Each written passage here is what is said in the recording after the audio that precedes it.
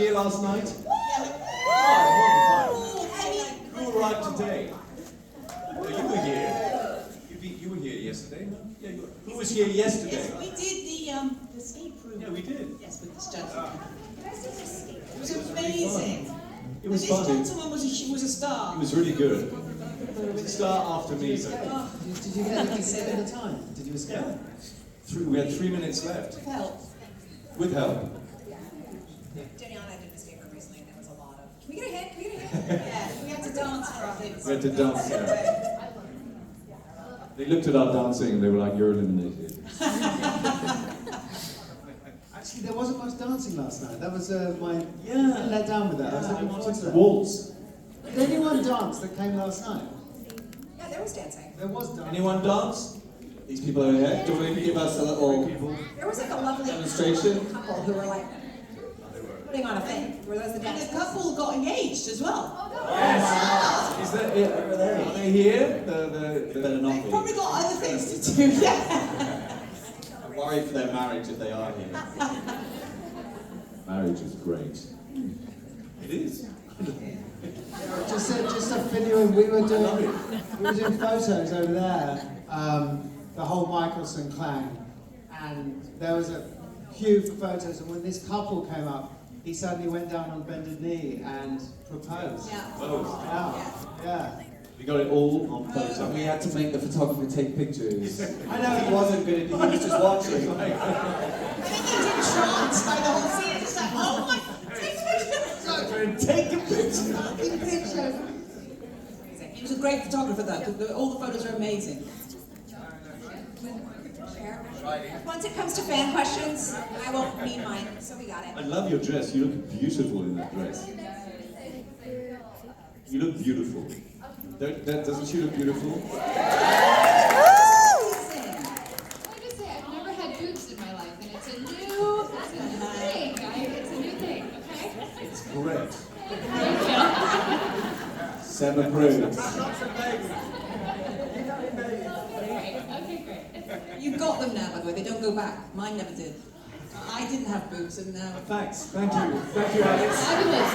Really what you wanted to hear. I don't know, for those of you who were here last night, I think one of the number one things I talked about to people were the breasts. Were so unbelievable. You guys should all show them more often. I couldn't believe how beautiful everyone's boobs were. Last night, yes. I wasn't looking. Oh, no way. I was like, Everyone's getting their boobs up. Well, I feel like I missed this whole thing. But they were on show beautifully. Yeah. Very nice. Dresses were Very nice. insane. God. Insane. Sorry, children. The men, I understand. Yeah, I get it. By the end of the night, it just seemed Yes. like everyone had massive... It's called tequila. We've lost them. No, sorry. No, please. If you guys haven't been here, just really quickly, if you would like to ask the cast questions, you can line up over there. We will take as many as we can. But first, I'm going to ask them a question while you guys do that. This is going to be a really serious question, so I'm going to terrify everybody. Serious questions, guys. No, it's just we somehow at our very first panel, Rebecca Breeds ended up like running a TED talk on like character compassion and empathy and like your character's core wounds and all these things. So now that we've gotten really into it, I'm figuring the question for everybody is: does your character have it doesn't have to be the core wound that like you either didn't feel like got healed that you would heal, or like what do you feel like their like big core wound was that was like holding them back? Being taken as a baby by my bitch Aunt Dahlia and raised away from my whole family, and then having to convince them that I'm trustworthy. God. That's not enough. Yeah, you left me, mother. I feel like Freya like healed from them. She got that to heal that experience. Like I think Keelan healed her. I do. I think she got a very happy ending. Yeah, I really love boobs today. I do. They do. That's my core wound. Yeah, I think that Finn came full circle. I think started off happy, and then obviously being locked in a box for quite a while, and 900 years is a fair amount of time. I feel like you should have been fine. Yeah, he was misunderstood, I think, but the full circle actually I don't think comes from him. I think he softened, I think in his view, understood why his siblings thought the way they did, but I think more his siblings came round to his line of thinking, and there was an understanding, and so I think there was a full circle, and certainly at the end, the wounds have been healed, I think, in death. In death, on that. Die in your heels, you're welcome. Yeah. Now go away, but yeah, exactly. Well, I think that the core wound of Michael is having been betrayed by his family, really, in a way. Betrayed by... Oh Mummy! look! What the hell is that? That's so nice. Did anybody see that? Zadie was betrayed by Mummy. No, I think that's the core wound of Michael, is this feeling of betrayal from his family and the loss that he felt, which transformed into this rage that was perpetuated over centuries. His quest to finally, I think the full circle moment came when actually, when Klaus was about to kill me, in a way. As he was about to kill me, you suddenly felt that Michael regretted his past actions. And I think also meeting his daughter was really important, finally. Unfortunately, we didn't... She loved her dad, you know, and I would have liked to... Did you guys have scenes together? We did. Yeah, we did. We get some very emotional. Yeah. I know. And Daddy was like, oh, I love you, darling. Not like, I'm gonna kill you, boy.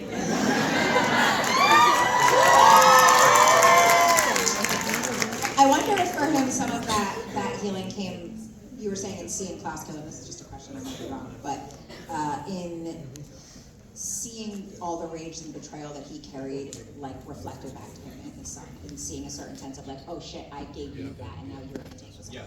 And I thought that you could feel the regret in his face, you know. Even though he said, I don't know, as his last words, I think he knew perfectly well what he had done to his whole family, you know, instead of actually learning from the rage, learning from his actions, and becoming a better man.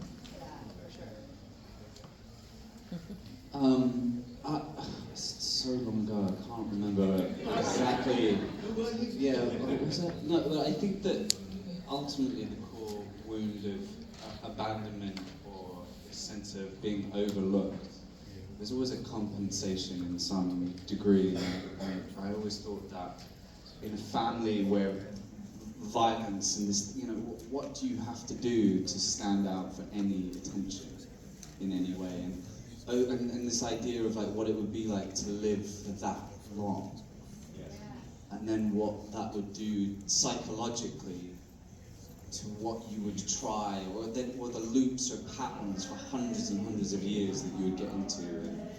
And I imagine there was a lot paid for therapy in this family, and I could see that there would just be things that were so under the surface all the time that, you know, that had to be a part of any. I mean, you all know, in a family, it's all fucking mental. You go back for Christmas and it's a nightmare. Imagine thousands of years of that. And how many times you'd be abandoned, how many times you'd have hope and then it would be taken away, or loved and then lost, and eventually I think there was an apathy that I think is important to the show, which is, fuck it, why does it matter? You feel like he would have lived a happier existence if he had been more like just a regular. I think mortality helps in being grateful and present, I think, ultimately. So I imagine, like, we all want to, all these people who are trying to live forever now, this like Don't Die Club and all this, and God, I can't think of anything worse. Like, Just like, I'm tired. Yeah, We're gonna go to bed at some point. I'm ready to go, like, you know, pretty soon, and feel as if that there's something beautiful about life because of that, because of death. You've got to get there. Yeah. If you don't, you know, there's a shelf life. Right. If you don't have a shelf life, need to find. Yeah, what's the point in having, and I think in some way life is just preparation for death. It's all a preparation.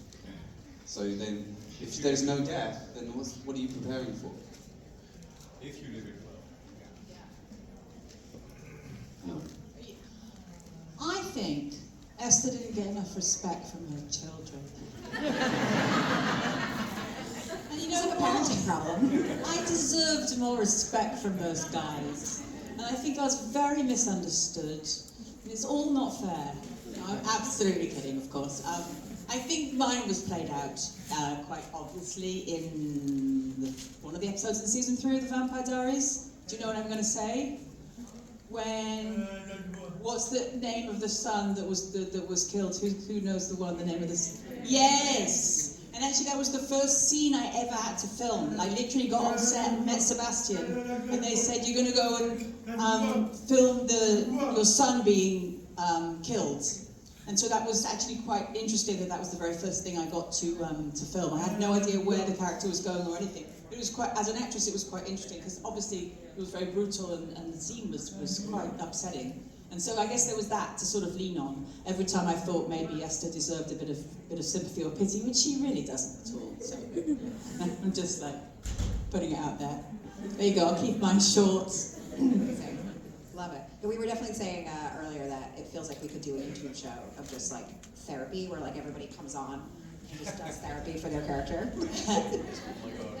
That's our follow-up. We need therapy for every character I played, because the last one I played in this series I really liked was, I think, worse than Michael. I don't think we should ever therapy Jerry Jacks. I think you should just get evil. Father Renault.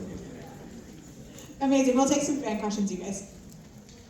Oh, Daniel Gillies at the back over there. I need a There he is. Look, it's Daniel. Thank you for putting this on, Daniel Do Gillies. you have a question? Do you have a question for us? Thank you for organising Right in the everything. middle. Thank you, Daniel. Just taking us. Were you on the show?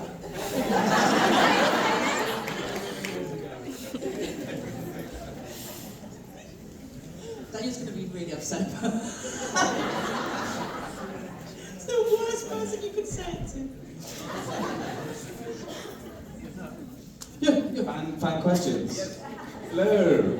Hi, I was just wondering, what part of your character do you feel that fans misunderstand the most? Anyone? Misunderstand most. It's misunderstood. I love that Scottish accent. Yes, it's amazing, isn't she?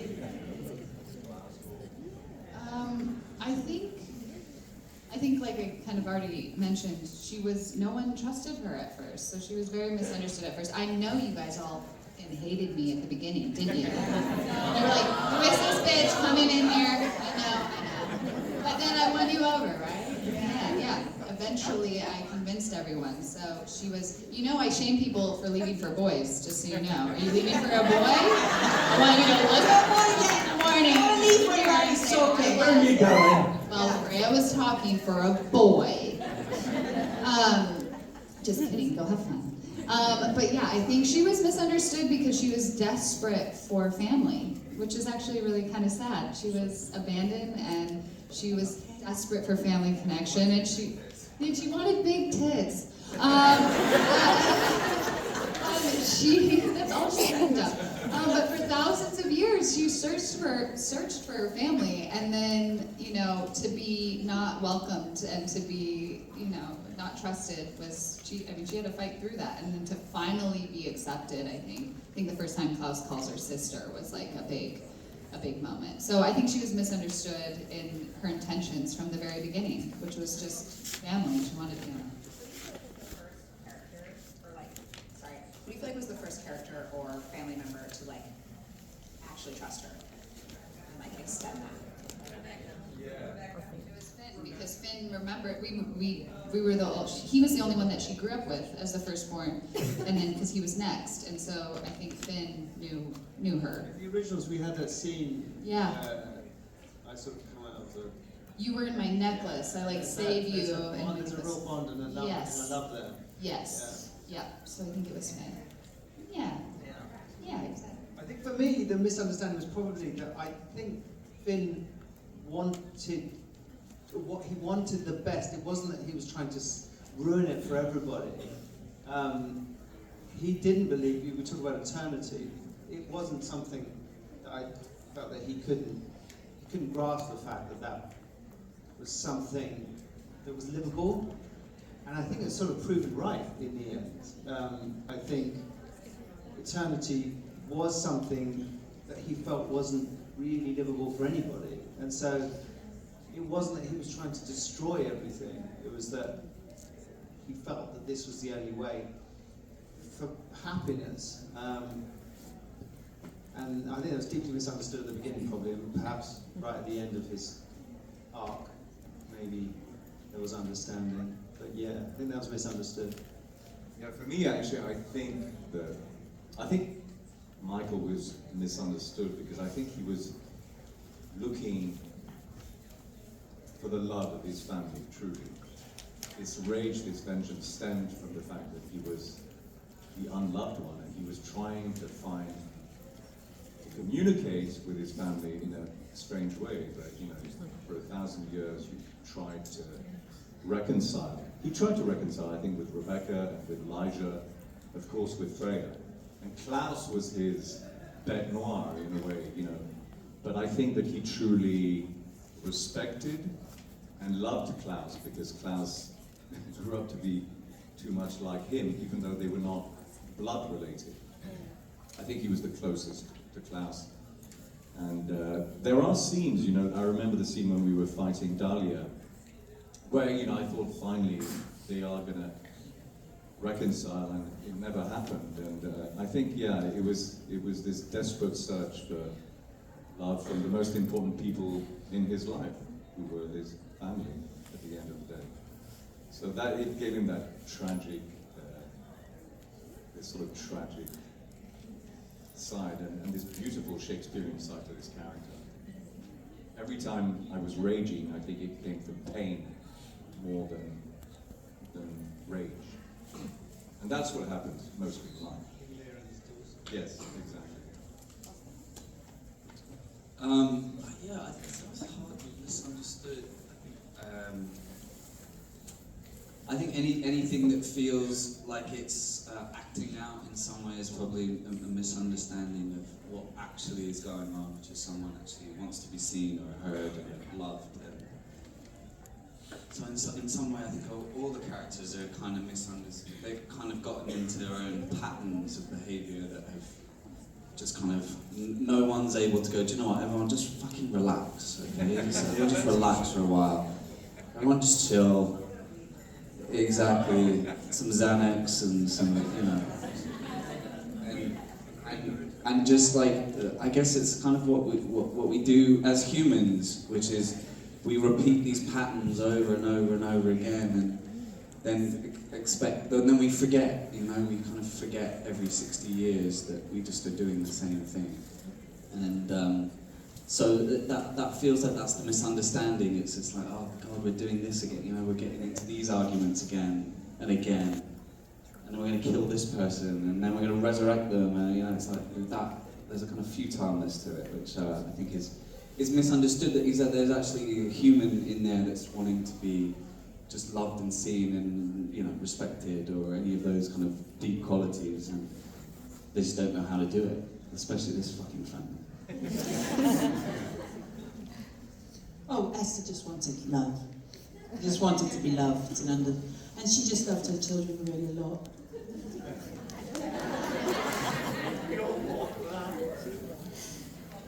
Thank you. This question is for the parents, Esther and Michael. Well, instead of vampires, why didn't y'all make a joint decision and make them witches like Freya? Damn! Yes. How you Why tell didn't us? we? What the fuck? Must have been drunk at the time. There might be still time. Hold on. We spit the bottle and we were like, vampire. Where were you in 2012? Damn. I know, we were like, we're gonna go sucking blood for 1,000 years. Or, yeah, I mean, you know, why? Yeah, vampires are cooler, let's be honest, right? Hey! And witches too. Whoa, whoa. I can't remember. Were we allowed to? Does anyone remember? Because I can't remember. Were you allowed to choose? They were witches. Yeah, We were witches. Hybrids. Was I a witch? No, I wasn't a witch. What was Sebastian doing again? No, you were a Viking! I know I was a Viking. I know I was a Viking, but she was a witch. She's a witch! A witch! Excuse me, It's how like a could this Monty not be a Python witch? sketch like that. Cole was a Oh, was he? Wait, Oh. Which one? Where were you in 2012? Which abilities? Oh. They were like... I see. Thank you.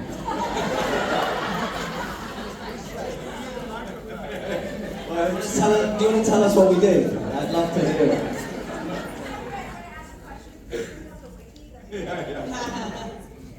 Do y'all remember how old y'all were when y'all started acting? Sorry? yes, 26. How old? Old. When we first started acting. Oh. 18? Do really dodgy commercials count? Oh, commercials count. I did a washing powder commercial, half naked, when I was 17. Oh, hello. Was it? Persil is a washing powder in the UK, and my grandmother did a Persil commercial in the 50s. Wow. Isn't that You nuts? did Persil? Persil. Persil. You can look for it on YouTube, I'm sure. Persil. All the girls are like, Anyway, yeah, 17. Oh, commercials, I can go back earlier to about 22, but yeah, they count. Lots of those. Not till I was, 19, I think. 18, 19. Was the newsroom one of your first? Yeah, it was my first television show, was the news. Do you remember her from the newsroom? That famous Jeff Daniels Yeah, it was scene. supposed to be one day, and then it turned into more, which ended up being the best acting school I could have had, because I got to just watch some of the greats act every day, so it was the best. But yeah, I fell into acting. I'm surprised, I thought all of you guys would have been acting since you were kids, because everyone I know in the industry typically... I was living on a boat till the age of 18. Wow. Yeah, I didn't start... No, nobody would take me. I did the rounds, so I was just like, I was turning up for the auditions. I don't know, it's hot. I worked before drama school, and then I graduated drama school as 21, and then I started working. I'd worked a little bit on the BBC, like, I don't even want to know, like, how awful it was, but probably when I was like 16, 17. Where's he gone? He's like, I don't care. Thank you for the question. Are you going to start? Are you going to start acting? Don't do it. Yes. Don't do it. Do it. It's a crazy job. Do it. Hello, darling. Oh, I did, yeah. well recognized. Thank you. Thanks. Hi, my question is, what was the most fun part of your character to portray, and what was the most difficult part?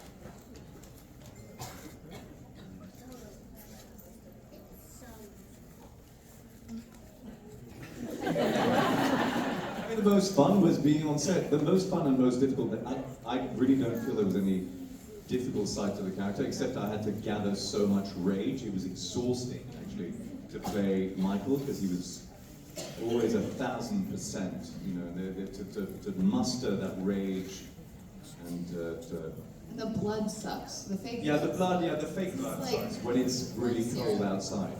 Yeah. Especially because I would always be covered, I'd be chopping heads off. You ever put it up your nose? Or is that just the... No, I never got it on my nose. They like pour it up your nose and it gets like all up in your sinuses. It's corn syrup. Oh, yeah. And then they call action.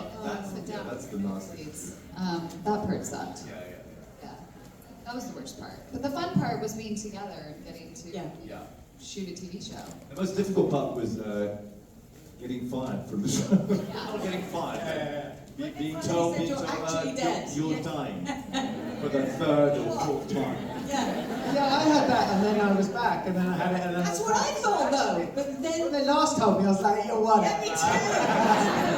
And they're like, you're the most invincible vampire that ever lived. And then he only looks, Joseph only looks at me and I die. My best part was having a girlfriend, actually. Sage, right? Yeah. She was so fun. Cassidy. I don't know, we kissed and it was like, that's a good day at work. Good day at work. So funny. It's so funny. I didn't know about the girlfriend. I don't think. In the You didn't. Vampire You Diaries. didn't tell your mother. Yeah. Huh? You didn't tell your mother.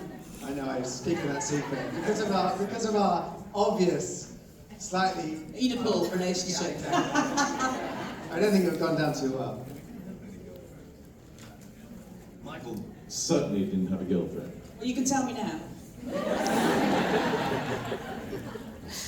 All right, darling, you ready? My name is Megan, and my question is, how did you guys get into your characters when you were, preparing to do a scene, and then when the show ended, how did it feel to no longer be able to kind of create and be that character? Oh, I had a baby when I first started, so it was a little bit odd because I had this little lovely, beautiful little baby, and then I'd be on set and they'd be like, "So okay, you just hate your child and you want to kill them, and you're just saying, oh, and then all of my boobs would start filling up. I actually don't think I was still breastfeeding, but I felt like that. I felt like Riley is at the moment. So it was interesting, and then I had another baby like in between the originals and the Vampire Diaries, and so it was kind of interesting because like I'm a kind of nice mom actually. It's a lot of acting involved, put it that way. Yeah. I felt like as soon as I got into Freya's clothes, I turned into her. So like her shoes and her jackets and her all of that. And I was actually worried when I came back for Legacies if I would be able to like kind of fall back into the character or not, because it had been so long. And again, it was as soon as I put on her clothes, I was like, I'm back, baby. She never died. She's still, and I kind of feel that way. I feel like when you play a character for long enough, they kind of become a part of you. So you always kind of hold them with you throughout life and into your next jobs and learn from them. And so I feel like I kind of always have her. I didn't really lose her. I agree. As I stepped into my dress. Panties. Into the boiled wool. Wicked. My boobs. I did have a. Did I have a tunic? Oh. In what? When? Oh yeah. In the historical stuff. Yeah. I Exactly. had like Viking garb, like. Oh yes, a tunic. You're right. I did have this rough-hewn tunic. The boiled My wool. lovely Oh my long god, hair. so itchy. So itchy. Those wigs, guys. Wigs were so dodgy. Now, my wig was good. To make a wig good, you got to dirty it. Whenever I see these wigs that look perfect and combed, you got to put grease in them, make them look disgusting, and that looks like normal, and not like normal hair, but it doesn't look like a bad wig. Talk about on set, right? I often see actors put on wigs, and I'm like, what the fuck were you thinking? You got to dirty it, mess it up. Otherwise, it'll look like a bad wig, and that's not good, right? You get bossy It was not hairdressers great too. season two. Not great. The dodgy wig at the beginning. But I found it really difficult actually getting into my character because of that first scene where I'm coming from 1,000 years ago or whatever, and I'm still in Viking attire with my long hair, and then suddenly I remember speaking to the writer and saying, well, doesn't he take time to adjust? I said, no, they get it immediately. A vampire will get the era that they're in immediately. I found that really challenging. Exactly. Now, I thought, well, can't there be a sort of intertwining area where you're like, this is wow. And, yeah, right, exactly. And I didn't have that. No, you just get it. I found that quite a difficult entrance to go from that bursting out the box to, wearing a cool jacket like in the next scene and just being like, hey, chicks. Exactly, yeah. Thank you. Hello. Hi. guys have any new hobbies or passion projects that you've picked up personally in the new year or just for fun recently? That's a nice question. I'm obsessed with padel. It's a Spanish like tennis game. It's like you play it in a box, like it's like squash, but with tennis. But it's like it's a special padel racket from Spain. It's the fastest growing sport in the world. It is? I thought it was pickleball. It's like the pickleball, but better. That's the American version. For me, it's always been rock climbing. You know, I'm a really big rock. I'm into it now, but so I can't really rock climb. But it's my passion. It's the thing that gives me the greatest pleasure because there's a combination of intellect. People think that it's mostly physical, but it's not. It's actually a very psychological sport, and it's all about trying to control the fear in your brain. And actually, it's a bit like playing chess on the rock. And it's also extremely physical, but it gives you this incredible sense of achievement when you finish a climb without hanging, meaning that you've actually climbed it. You're climbing on a rope, but if you don't hang, you've succeeded the climb. And the amount of adrenaline mixed with this extraordinary thought process, it is one of the most satisfying things I can do. Yeah, it really is like chess. He's doing Taipei 101. Taipei 102. Actually, we moved. My family moved for my hobby. Which sounds really terrible because it's so selfish. Well, we moved to Bali, which is, I wanted to kind of up my game from kind of normal surfing to big wave surfing, which is, you can get where we live. We moved to Bali for this. And yeah, I've upped my game now to what we describe as big wave surfing, which is kind of 30 feet plus. And it's been amazingly therapeutic getting into that kind of zone. And when you're doing it, very different. So you're talking about yours being like chess and nothing exists. When you're on a big wave, nothing else exists. And there is, right, and there is you can't think because you've got no time to think. And it's the most wholesome, in this world of thinking and devices and shit, it's just pure. Yeah. And it's amazing. It's changed my life actually. It's like, it's been amazing. So, I'm talking about, he started this amazing... I've got a surf brand now called Indo Rider. But it's really special. No, but it's really special because... Sustainable, so we make sustainable fins, we make sustainable leashes, we make a lot, in the surf industry, it's not very sustainable, they're like seen as a sustainable sport. Most people travel on planes to surf, and most boards are made of epoxy. So from later this year, we're only going to make wooden boards, and we're trying to take surfing back. And we just bought a small recycling plant, so we make our fins, which don't need to be made of carbon. Like, does anyone surf here? No. But so you know how fins are mostly made of carbon, so they don't have to. It's recycled plastic made of bottle tops and plastic bags found on beaches in Indonesia. So it's been cool, man. Yeah.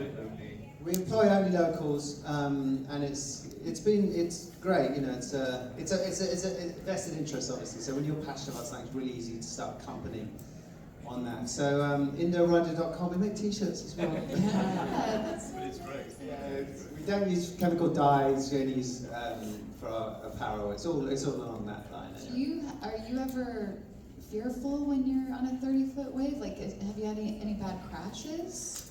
I broke my ribs about 6 months ago. It is what it is. I mean, yeah, it's when you get held under. So you get held under, and by the time you get back up, the next wave comes. So I did a free diving course to try and control myself. If I wanted to up the ante, I knew I had to be comfortable below the surface for sometimes a minute or more. And yeah, I'm kind of more comfortable. It is what it is, but yeah. Do you wear the vest? Yeah. You do. Yeah. But the trouble is they're double-edged sword because then you get out in the white water and you can't breathe in white water because it's full of foam. Yeah. So I actually don't like putting the vest. So the vest has air inside it which will take you back up to the surface, but it's a bit of a double-edged sword there. But anyway, yeah. Wow, that's amazing. Hobbies. I gave birth. I produce milk. Haven't slept in a while, learning how to function with that. And yeah, just learning how to be a mom, which is day by day trial and error, and the best thing I've done, I think, so far in life.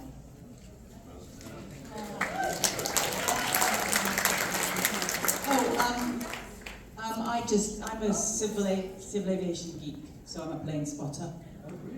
Yeah, I'm a plane spotter. I used to spend a lot of time at airports, and I used to know every single civil plane in the sky. I could literally tell you, but I've had kids now, so I don't get to really spend as much time, and they keep making new planes. But it would be a great day for me is to spend just by the airport, like watching them and noting down which ones they are. I started off with a terrible fear of flying when I first started acting, and at one point, just before 9/11, I was on a plane, and I was tightly packed in, and as it started to go up, I had a panic attack, and I ran up and down the aisle going, "Let me out, let me out, let me out!" And they tackled me to the ground, and there was like 3 women on top of me, and I was like, "No, we're gonna die!" And we didn't die, obviously, and they put me down in the jump seats. And my then boyfriend said to me, "Sweetheart, we're going to have to do something about this. It's every fucking week." So I said, "Okay, maybe I'll learn how they work, and then I'll start." And that was in 2000, so I started. And then it just got to the point where I couldn't wait to get to the airport and see what I was on, and like what model was it. And then I would start looking for models that you didn't see very often, and like a 737-200, I've been on one of those for a long time. And then it just, like now I'm not quite so geeky, but... Do you have a favorite plane? An MD-80, which they don't use anymore. Like it's a McDonnell Douglas 8. They did remarket them as a 717, a Boeing 717, because Boeing bought McDonnell Douglas. But it's got the beautiful 2 engines at the back. It's like a 2-engine version of the DC-10. Exactly, and if you're at the front, you can't feel the thing. Silent inside as Beautiful, well. Yeah. beautiful, beautiful plane. But I haven't been on one for a while. And I just asked, have you thought of doing a PPL, a private pilot's license? Do you know, somebody asked me that. I'm terrified about kicking in my fear again, because it's been like 10 years since I've had a moment on a plane now, because I literally can, I can't. To control a lot of people flying is to actually learn something. And it's so cost effective in the States as well. It's much cheaper to do it there than anywhere over here. I'd have to get my kids' permission, I guess. Yeah. But yeah. Airport, there's not far. Oh, bless you, bless you. Oh, thank you. Next event will be on a plane. We should do our next event. The original. All going up on a plane. Yeah. MD-80. The original experience on an MD-80. They're a bit old now, those MD-80s. One more. I work in metal dolphin models watching the show, or when I was showing it to him. Are you the Michelsons because you are Michael's son? Or are you Michael Michelson? This comes up a lot for you, doesn't it? Yes, I've often wondered, I've often asked myself the question. I probably am Michael's son. You know, that's how it goes in Scandinavia. It's like in Iceland, you have Dottir, you know, which is the daughter of. Most names end in Dottir. Yeah, it was Leo. It's the same in Scandinavia. I probably was Michael's son, yeah. I'm Michael Jr. That's right, Michael Jr. That's who I am. Thank you very much. Thank you. Thank you guys. everybody. And thanks so much. Thanks guys for being here. Later on. Thank you. Yeah.